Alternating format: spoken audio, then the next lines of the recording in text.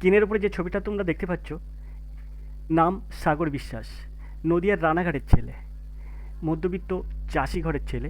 কীভাবে সে পশ্চিমবঙ্গ পুলিশ কনস্টেবলের চাকরি পেল, আজকে তার ডিটেলসটা তোমাদের একটু জানার দরকার আছে। যারা ওয়েস্ট বেঙ্গল পুলিশ এবং কলকাতা পুলিশ পরীক্ষা দেবে, তোমাদের কিন্তু খুবই গুরুত্বপূর্ণ আজকের এই ক্লাসটি। কারণ এই কীভাবে চাকরি পেলো এটা তোমাদেরকে কিন্তু শোনা বোঝার দরকার আছে। কারণ এর থেকে কিন্তু তোমরা শিক্ষা নিতে পারবে যে তুমিও কীভাবে সাগর বিশ্বাসের মতো চাকরিটা হাতের নাগালে নিতে পারবে। তো এখানে কিন্তু কোনো অর্থের বিনিময়ে চাকরি পেয়েছে তা না। এখানে কিন্তু সে নিজস্ব পরিশ্রম করে, পরিশ্রমের মাধ্যমে কিন্তু চাকরিটা পেয়েছে। তাই তোমাদেরকে এই কথাটা মাথায় রাখতে হবে যে সে যদি পরিশ্রম করে চাকরিটা পায়, তাহলে তোমরাও পরিশ্রম করে চাকরিটা পাবে। তো সাগর বিশ্বাসের জীবন কাহিনী, সে কীভাবে পুলিশ কনস্টেবল হলো, তা আজকে তোমাদেরকে আমি দেখাবো। তো চলো আমরা ক্লাসটা শুরু করি। আমরা আমাদের ক্লাসে কর্মসংস্থান পত্রিকাটি প্রতি সপ্তাহে তোমাদের সামনে তুলে ধরি। প্রতি সপ্তাহে যে কর্মসংস্থান বেরায় তার মধ্যে কী কী আছে সেগুলো কিন্তু আমরা প্রতিনিয়ত তোমাদের সামনে তুলে ধরি। কোনো চাকরি করার জন্য যেমন পড়াশুনোর দরকার, তেমনই তোমাদেরকে কিন্তু কেউ চাকরি পেয়েছে এমন অভিজ্ঞতাও কিন্তু তোমাদের দরকার। কারণ তোমরা তাতে কী করবে, সেই কথাগুলো শুনলে তোমরা একটু উৎসাহ বাড়ে এবং সেই উৎসাহের মধ্য দিয়ে তুমিও কিন্তু সেই জায়গায় পৌঁছাতে পারো। তো তো এরকমই একটি প্রতিবেদন কর্মসংস্থানে কিন্তু প্রতিনিয়ত দেয়। চাকরির পরীক্ষায় সাফল্যের প্রস্তুতি, তোমরা সবাই দেখতে পাচ্ছ চাকরি পরীক্ষায় সাফল্যের প্রস্তুতি এই প্রতিবেদনে কিন্তু কর্মসংস্থান প্রতি সপ্তাহে এগুলো দেয়। তাই আজকের এই কর্মসংস্থানটিতে যে প্রতিবেদন তোমাদেরকে দেখাবো, তোমরা কিন্তু খুব গুরুত্বপূর্ণ সহকারে শুনবে। তুমিও পশ্চিমবঙ্গ পুলিশ কনস্টেবল কীভাবে হতে পারো, বা রাজ্য পুলিশ কীভাবে হতে পারো, কলকাতা পুলিশ কীভাবে হতে পারো, তা কিন্তু আজকে ক্লাসে এই নদিয়ার ছেলেটির কথা শুনে তোমরা বুঝতে পারবে।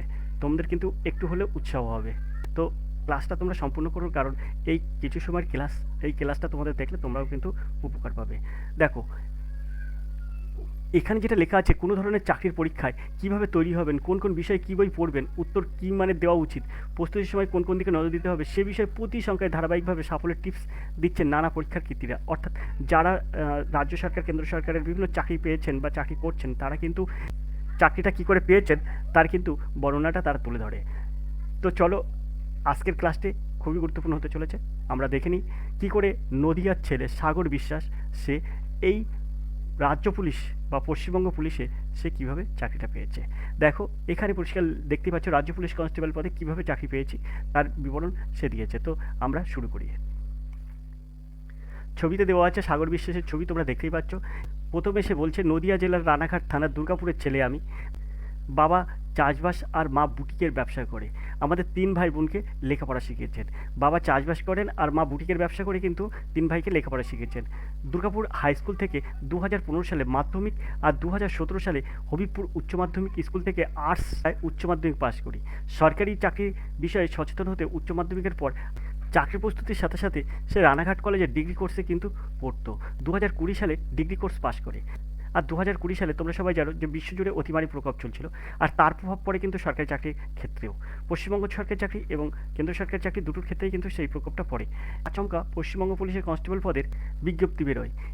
এই পদের জন্য শিক্ষাগত যোগ্যতা ছিল মাধ্যমিক পাস। দৈহিক মাপজোক মধ্য দিয়ে লম্বা চাওয়া হয় 163 সেমি, ওজন চাওয়া হয় তার সঙ্গে মানানসই। প্রার্থী বাছাইয়ের জন্য প্রথমে নেওয়া হয় প্রিলিমিনারি পরীক্ষা। এই পরীক্ষা নেওয়া হয় 2011 সাল নাগাদ, 2021 সাল নাগাদ। প্রিলিমিনারি পরীক্ষায় 100 নম্বরের মধ্যে ছিল এইসব বিষয়: general intelligence, mathematics, general studies আর কারেন্ট অ্যাফেয়ার্স। 100 নম্বরের পরীক্ষায় 100টি প্রশ্ন ছিল অবজেক্টিভ মাল্টিপল চয়েস টাইপের। নেগেটিভ নাম্বার ছিল 4টি, ভুলের জন্য 1 নম্বর কাটা হয়। এই পরীক্ষায় আমার স্কোর হয় 100 নম্বরের মধ্যে 63।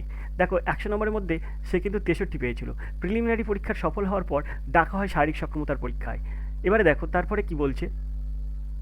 এই পরীক্ষাটি হয় ব্যারাকপুর মঙ্গল পাণ্ডের মাঠে। এখানে প্রথমে শারীরিক মাপজোক দেখা হয়, এরপর নেওয়া হয় 6.5 মিনিটে 1600 মিটার দৌড়। সে 6 মিনিট 8 সেকেন্ডে দৌড় শেষ করে। নিয়মিত দৌড়ের অনুশীলনে ছিল বলে তার কোনো সমস্যা হয়নি এই বিষয়ে। সফল হওয়ার পর মেন পরীক্ষায় 85 নম্বরের হয়। এই পরীক্ষায় ছিল 85 অবজেক্টিভ মাল্টিপল চয়েস টাইপের প্রশ্ন এইসব বিষয়ে। দেখো আগে কিন্তু দুটো পরীক্ষা হতো, আগে 100 নম্বরের পরীক্ষা হতো, তারপর 85 নম্বর পরীক্ষা। এখন কিন্তু সেটা তুলে দিয়ে একটাই পরীক্ষা হচ্ছে। তাই তোমরা কিন্তু এইভাবে অনেক কিন্তু অ্যাডভান্টেজ পাচ্ছ। দ্বিতীয় পরীক্ষাটা ছিল 85 নম্বরের। এই 85 নম্বরে 85 অবজেক্টিভ মাল্টিপল চয়েস টাইপের প্রশ্ন হয় এইসব বিষয়ে। English mathematics, general knowledge, general intelligence, current affairs. Main পরীক্ষায় আমার স্কোর হয় ৭২। দেখো ৮৫-র মধ্যে কিন্তু সে ৭২ নম্বর পেয়েছিল। এরপর ডাকা হয় ইন্টারভিউয়ে। এখন এখানে তোমাদেরকে কিছু কথা বলবো, কারণ আমাকে অনেকেই ফোন করো যে স্যার আমি প্রথম পরীক্ষায় স্যার আমি পাশ করেছিলাম আগের পরীক্ষায়, কিন্তু আমাকে ডাকা হয়নি।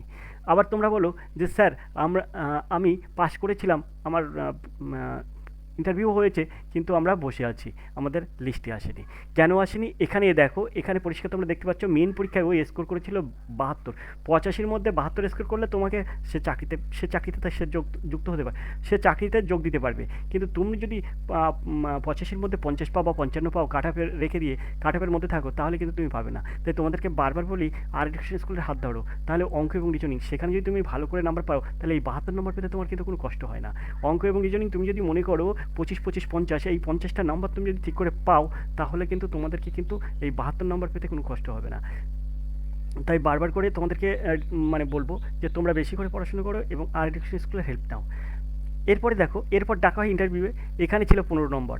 বোর্ডে ছিলেন চেয়ারম্যানকে নিয়ে মোট ৫ জন সদস্য।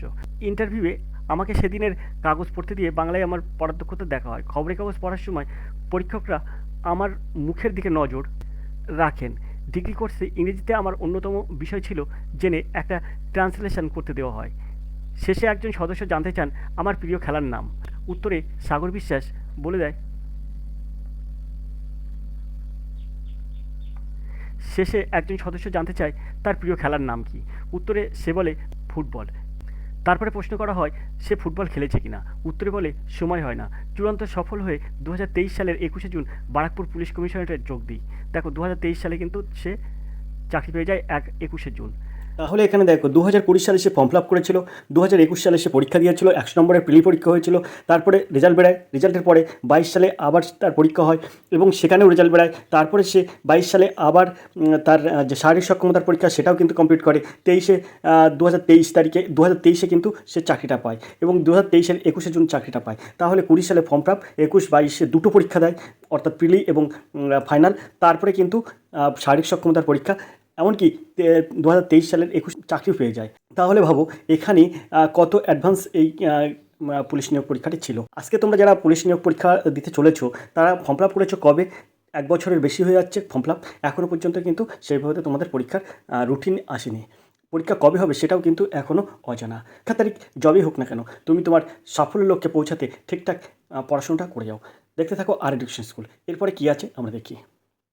সে কিন্তু নিয়মিত কর্মসংস্থান পড়তো এবং সে কিন্তু সাম্প্রতিক ঘটনাবলীর সঙ্গেও সচেতন ছিল। ইউনিয়ন পাবলিক সার্ভিস কমিশনের জন্য প্রস্তুতিও সে নিচ্ছিল। কনস্টেবল পদের জন্য আলাদাভাবে প্রস্তুতি নেওয়ার তার দরকার হয়নি, কারণ সে পাবলিক সার্ভিস কমিশনের জন্য প্রস্তুতি নিচ্ছিল, তাই কিন্তু সে কনস্টেবল পদের সে পরীক্ষা দিয়েছিল। সেই প্রস্তুতিতে কিন্তু কনস্টেবল পদের পরীক্ষাটাও কিন্তু সে দিতে পেরেছিল। ব্যক্তিগত অভিজ্ঞতা থেকে বলতে পারি, কনস্টেবল পদের পরীক্ষায় পাশ করার জন্য অঙ্ক, ইংরেজি এবং জেনারেল স্টাডিজের ভিত তৈরি করতে হবে। এজন্য মাধ্যমিক পর্যায়ে লেখাপড়া যথেষ্ট। লিখিত পরীক্ষায় প্রস্তুতির পাশাপাশি নিয়মিত দৌড়ের অনুশীলন জরুরি। এই পর্যায়ে বেশিরভাগ প্রার্থী বাদ পড়ে যায়। সত্যি তাই, যদি সে নিয়মিত রান না করে তাহলে কিন্তু সে বাদ পড়ে যায়। এই মুহূর্তে সরকারি চাকরি নিয়ে চাকরি প্রার্থীদের মধ্যে একটা নেতিবাচক ধারণা তৈরি হয়েছে। অনেকের ভাবনা আর বোধ হয় সরকারি চাকরি হবে না। এই চিন্তা মন থেকে মুছে ফেলতে হবে। এইটা খুব সুন্দর কথা সে কিন্তু বলেছে। পাশের কেউ চাকরি পেলে তার প্রতি ঈর্ষান্বিত না হয়ে বরং তাকে দেখে অনুপ্রাণিত হবে। এখন চাকরি প্রার্থীদের কাছে মোটিভেশন বিষয়টি খুবই গুরুত্বপূর্ণ। আমি কনস্টেবল পদে চাকরি করতে করতে পুলিশের আরও উঁচু পদের পরীক্ষার জন্য তৈরি হচ্ছি। সুন্দর করে কিন্তু এই প্রতিবেদনটা এখানে কিন্তু দিয়েছে সাগর বিশ্বাস, নদিয়া রানাঘাটের ছেলে। সে কীভাবে গরিব চাষির ছেলে, এই সাগর বিশ্বাস কীভাবে সে পুলিশ কনস্টেবল হয়ে উঠলো, তার কিন্তু তোমাদের কিন্তু সেই কাহিনিটা শোনালাম। তুমিও পারবে এরকম জায়গায় পৌঁছাতে। কোনো অনৈতিক প্রথা অবলম্বন করে চাকরি না করে তুমি ঠিকঠাক নিজের পড়াশুনো ঠিক রেখে এবং নিয়মিত অভ্যাস করে চাকরিটা পাওয়ার জন্য চেষ্টা করো, তাহলে দেখবে তুমিও পারবে তোমার মূল লক্ষ্যে পৌঁছে যেতে। আজকে ক্লাস এই পর্যন্ত, দেখা হবে পরের ক্লাসে। ততক্ষণ তুমি ভালো থাকো, সুস্থ থাকো। ধন্যবাদ। তোমার দিন শুভ হোক।